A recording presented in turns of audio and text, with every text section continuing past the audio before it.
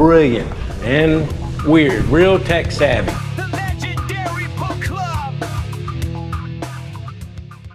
Welcome to the Legendary Book Club month of April. This month we, or at least me, read Sunrise on the Reaping, the next book in the Hunger Games series. These are going to be the timestamps for the video.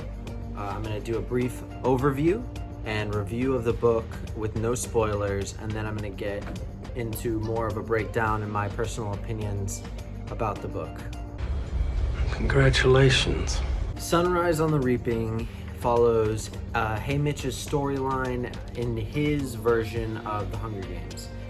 This is the Second Quarter Quell, which is year 50 of the Hunger Games, and this takes place 40 years after Snow's Hunger Games that he went through, which was the previous book. So this book, you meet a different version of Haymitch than most people are familiar with in future books. Well, I guess the previous books, but about the future. And you see his darker storyline as he goes through not only the games itself, but everything leading up to the games and the effect it has after the games that really defines his character.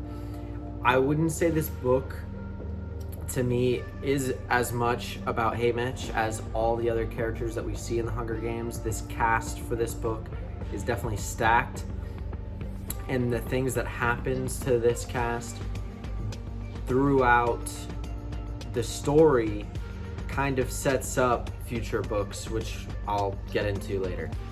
If I had to rate this book without giving out any type of spoilers, I would definitely say for me it's like a 4 out of 5.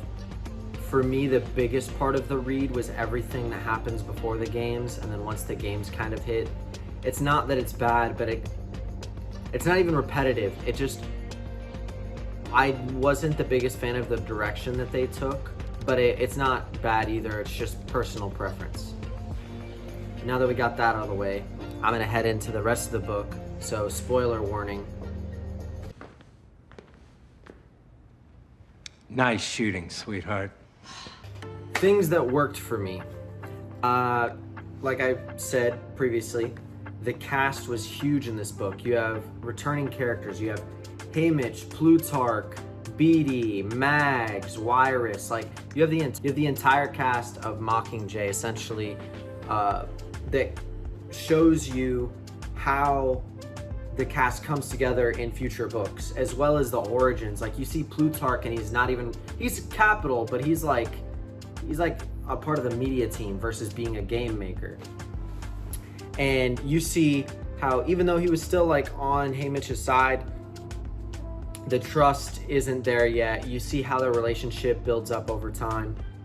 I think for me, what really stood out with this book wasn't something they physically said. It was more of a realization that you take all these characters, Wyrus, Mags, Beatty, the rest of them, I'm not going to list, there's so many people who returned, and you put them all in the same Hunger Games, which was the 75th Quarter Quell, including Katniss and whatever.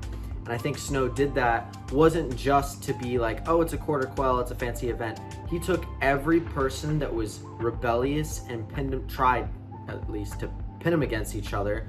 And I think that it's a connection as a reader you make as you're reading this, because Mags isn't that threatening, and Wyrus and Beatty alone aren't that threatening, but as kind of like a rebellion starting to build up, and their defiances towards Snow obviously pisses Snow off, so he throws them all in the same Hunger Games.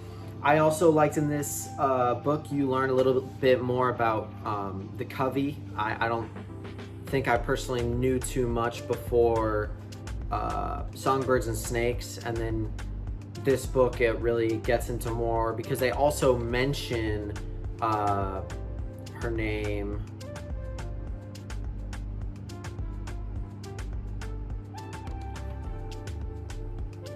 Because they also mention briefly the previous girl from the book. I don't even think they list her name. They just say, hey, there was some girl from year 10, and they make that connection with Snow. This is gonna piss me off. I need to look up the name. What's her name? Covey girl from... So you have the relationship between Snow and Lucy Gray, and then a separate one, obviously, Haymitch and Lenore Dove. And obviously, neither of them end up with a girl for completely different reasons. But it's a different type of relationship that Haymitch... It was a different type of relationship that Haymitch had with Snow than Katniss had. The biggest thing that most people do end up talking about this book is how dark it can be. The Capitol does some obviously very questionable things in this book, between changing Lulu after the original dies in the chariot crash, and the Capitol is just like, yep, this is the same person, and then everybody on the team knows it's not the same person. So the original dies, but then what's even more messed up is that she dies again. So Haymitch has to go through this thing where he sees the same person die twice. He knows it's obviously separate people, but it's definitely harder on the character for himself. This story essentially explains why Haymitch is an alcoholic, why he's a drunk, why he is sarcastic. He doesn't let people get too close to him. But he also still cares. Because when we meet Haymitch, at least in the beginning, he's like, yeah, where's my drink? I don't care. Go away. And then he builds off and he's like, oh wait, maybe he actually does care a little bit. And it's not because he's a jerk, but we find out after Lenore Dove's death that he pushes everybody away to keep them safe, because he's worried if he gets too close to anybody, that Snow's gonna go after them. What are you doing? Moving on to the things that I kind of had issues with. Again, this is personal preference, but I wasn't the biggest fan of the way that Haymitch was reaped. I feel that, I wouldn't necessarily say it was lazy, but it was kind of like, I almost would have preferred if the original guy who was reaped, he runs off and then they shoot him, right? And instead of being Haymitch, maybe even Haymitch steps in, or he doesn't, not really the point. They're like, okay, let's do the reaping again. And they select another name and it happens to be his. I feel like I would have liked that better versus him stepping in and then they're just like, all right, well, you're it. You know, just to punish you just because. I'm not sure if I felt it was lazy. It's just, again, personal preference. I didn't like the way that he was reaped. The second biggest thing for me as well was the end of Haymitch's Hunger Games, where the girl, I forgot her name, she throws the axe and essentially hits herself. Granted, he outsmarts it, but I feel like it would have been stronger of a book, at least for me personally, if it was Maisley and Haymitch at the end, because then it's like, one of them's got to kill each other. Maisley's already out the window. Maybe it could have worked. I think it was, wow, that really just happened. You threw the axe and then the axe just came and whipped back around. Maybe I'll like it a lot better in the film, or maybe they change it. But personal preference, I didn't like the way that was written. Other than that, I thought the book was phenomenal. I thought, especially pre-Hunger Games, all of the interactions, all the characters, everything that had to do with world building in terms of the Covey, Snow, as well as Plutarch's storyline was great, because as a reader we know down the line that Plutarch will eventually help Katniss and Haymitch and then become friends, but you have this weird relationship where even though you know he's good, it's kind of like, why is he acting so suspicious, especially around Haymitch? Isn't he supposed to be a good guy? It's like you almost can't tell. Overall, this book is phenomenal, and I definitely think they did justice to Haymitch's character in the book. Unsure what they'll do in the movie, but at least for the book, I thought it does justice for Haymitch's character, but expands on the character itself and the way he's treated other people and a deeper understanding for why he acts the way he does. This also brings a different type of weight to the type of relationship he will have with Katniss in the future, because you just have a different understanding of the entire character. This book is dark, it's painful, it's beautifully written. I rate this 5 big boom. You are a strangely dislikable person. But you do have your virtues. Coming in 2026, we have the movie adaptation for Sunrise on the Reaping.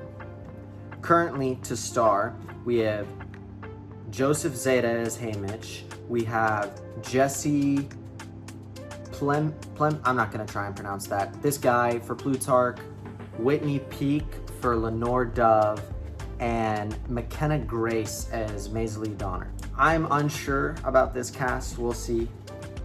From the past movies, I feel like the one thing they've definitely gotten down with every single book is their insane casting. Like, I loved, speaking of Haymitch, I loved Woody Harrelson playing Haymitch's character.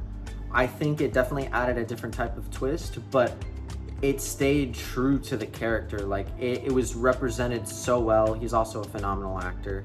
And I think they have the potential to make this an amazing book to movie adaptation if they get the casting right, because that is the biggest thing.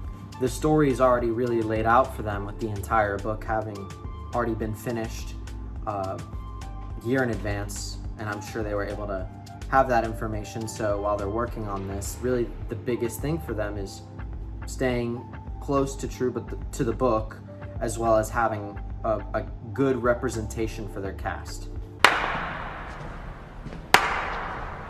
And that, my friends, is how a revolution dies. That was this month's book, Sunrise on the Reaping. If you didn't like the book, I don't care. Here's next month's book, Where the Lost Ones Wander. It's a haunting and emotional story set on the Oregon Trail. Think tragedy, resilience, and a deep character work. You're gonna want to bring tissues for this one. Until next month, keep turning those pages. I'll see you in the next chapter of the Legendary Book Club.